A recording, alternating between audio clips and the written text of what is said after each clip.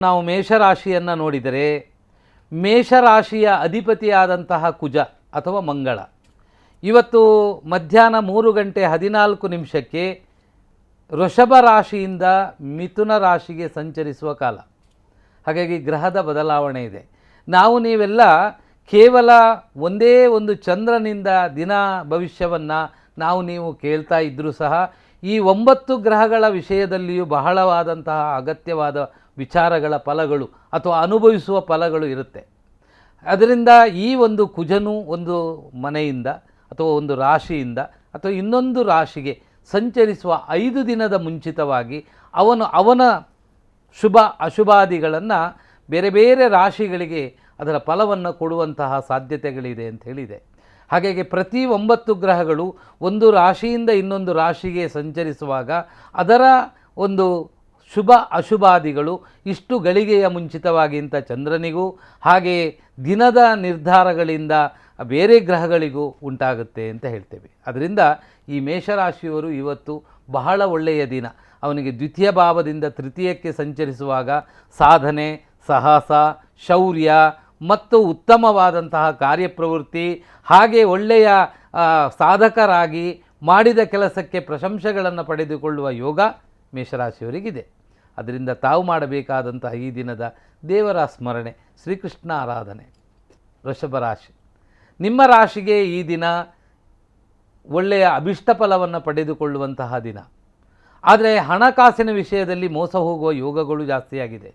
ಮಾತಿನಲ್ಲಿ ಸ್ವಲ್ಪ ವಿವಾದಗಳು ಏಳುವಂತಹ ಲಕ್ಷಣಗಳಿದೆ. ಅದಲ್ಲದೆ ಒಳ್ಳೆಯ ಕೆಲಸ ಕಾರ್ಯಗಳಲ್ಲಿ ಸಮಾಧಾನವಾಗಿ ಮಾಡುವಂತಹ ಬದಲು ಸ್ವಲ್ಪ ಮಾನಸಿಕ ಒತ್ತಡಗಳಿಂದಾಗಿ ಖಿನ್ನತೆಯ ಯೋಗಗಳು ಜಾಸ್ತಿಯಾಗಿ ವೃಷಭ ರಾಶಿಯವರಿಗೆ ಕಾಣಿಸುತ್ತೆ. ಸ್ತ್ರೀ ವಿಚಾರದಲ್ಲಿ ವಿವಾದಗಳು ಏಳುವಂತಹ ಸಾಧ್ಯತೆಗಳಿದೆ. ಇದರಿಂದ ಈ ದಿನ ಬಹಳ ಜಾಗ್ರತೆಯಾಗಿರಬೇಕು ವೃಷಭ ರಾಶಿ. ತಾವು ಮಾಡಬೇಕಾದಂತಹ ಈ ದಿನದ ದೇವತಾ ಸ್ಮರಣೆ, ಪ್ರಥಮವಾಗಿ ಶ್ರೀಕೃಷ್ಣ ಪರಮಾತ್ಮನ ಆರಾಧನೆಯನ್ನು, ನಂತರದಲ್ಲಿ ಸುಬ್ರಹ್ಮಣ್ಯ ದೇವರ ಪ್ರಾರ್ಥನೆ ಮಾಡುವುದು ಒಳ್ಳೆಯದು. ಮಿಥುನ ರಾಶಿ ಜಾಗ್ರತೆಯಾಗಿರಬೇಕು.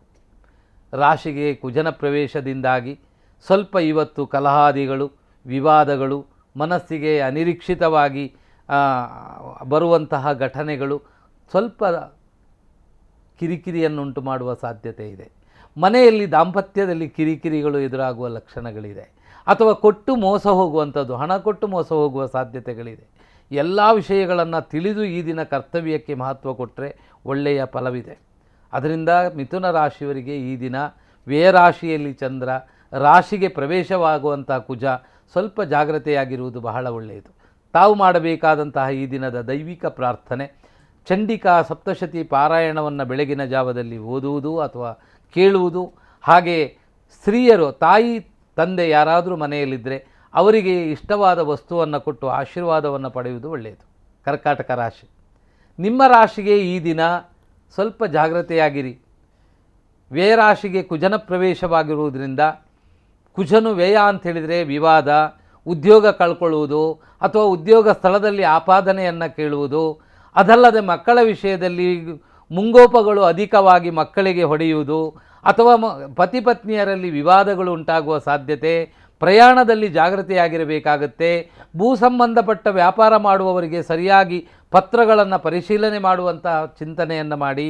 ಈ ದಿನ ಕರ್ಕಾಟಕ ರಾಶಿಯವರಿಗೆ ವ್ಯಾಪಾರಿಗಳಿಗೆ ಉತ್ತಮ ಲಾಭದಾಯಕವಾಗಿದ್ದರೂ ಜಾಗ್ರತೆಯಾಗಿ ಕಾರ್ಯನಿರ್ವಹಿಸುವುದು ಒಳ್ಳೆಯದು. ತಾವು ಮಾಡುವಂತಹ ಈ ದಿನದ ದೇವರ ಸ್ಮರಣೆ, ಸುಬ್ರಹ್ಮಣ್ಯ ದೇವರ ಸ್ಮರಣೆಯನ್ನು ಮಾಡಿ ಲಲಿತ ಸಹಸ್ರ ನಾಮ ಪಾರಾಯಣವನ್ನು ಮಾಡುವುದರಿಂದ ಒಳ್ಳೆಯದು. ಹಾಗೆ ಶನಿದೇವರ ಸೇವೆ ಮಾಡುವುದು ಇನ್ನೂ ಒಳ್ಳೆಯದು.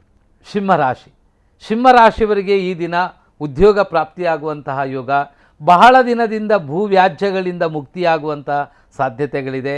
ಪೂರ್ವಾರ್ಜಿತ ಪಿತ್ರಾರ್ಜಿತವಾದಂತಹ ವಿವಾದಗಳು ಮುಕ್ತಿಯಾಗುವ ಸಾಧ್ಯತೆ. ಏಕಾದಶದಲ್ಲಿ ಕುಜನ ಪ್ರವೇಶವಾಗಿರುವುದರಿಂದ ಬಹಳ ದಿನದಿಂದ ಪ್ರಯತ್ನ ಮಾಡಿದಂತಹ ಭೂಮಿಯನ್ನು ರಿಜಿಸ್ಟರ್ ಮಾಡಿಕೊಳ್ಳುವಂಥದ್ದು, ವ್ಯಾಪಾರದಲ್ಲಿ ಅಭಿಷ್ಟ ಫಲವನ್ನು ಪಡೆದುಕೊಳ್ಳುವ ಸಾಧ್ಯತೆಗಳಿದೆ. ಅದಲ್ಲದೆ ವಾಹನ ಖರೀದಿ ಮಾಡುವಂಥ ಅವಕಾಶಗಳಿದೆ. ಸಹೋದರರೊಂದಿಗೆ ಭಿನ್ನಾಭಿಪ್ರಾಯದಿಂದ ಮುಕ್ತಿಯಾಗಿ ಆತ್ಮೀಯತೆ ಸಂಬಂಧಗಳು ಪುನಃ ಒಳ್ಳೆಯ ಯೋಗಗಳನ್ನು ಪಡೆದುಕೊಳ್ಳುವ ಸಾಧ್ಯತೆ ಇದೆ.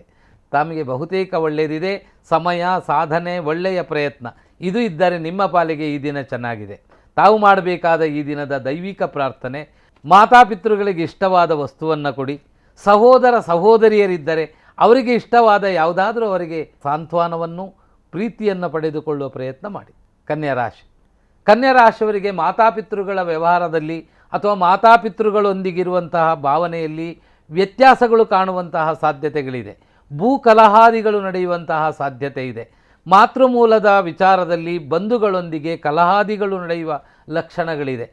ದೇಹದಲ್ಲಿ ಉಷ್ಣ ಸಂಬಂಧಪಟ್ಟ ಆರೋಗ್ಯದ ವ್ಯತ್ಯಾಸಗಳು ಕಾಣುವ ಲಕ್ಷಣಗಳು ಜಾಸ್ತಿಯಾಗಿ ಕಾಣಿಸ್ತಾ ಇದೆ. ಅಥವಾ ಮಾತಿನಲ್ಲಿ ಕಿರಿಕಿರಿಗಳುಂಟಾಗುವ ಸಾಧ್ಯತೆಗಳಿದೆ. ಮಕ್ಕಳ ವಿಷಯದಲ್ಲಿ ಏರಿಳಿತಗಳು ಅಥವಾ ಮಕ್ಕಳ ವಿಷಯದ ಆರೋಗ್ಯದಲ್ಲಿ ಚಿಂತೆಗಳನ್ನು ಮಾಡುವ ಸಾಧ್ಯತೆಗಳಿದೆ.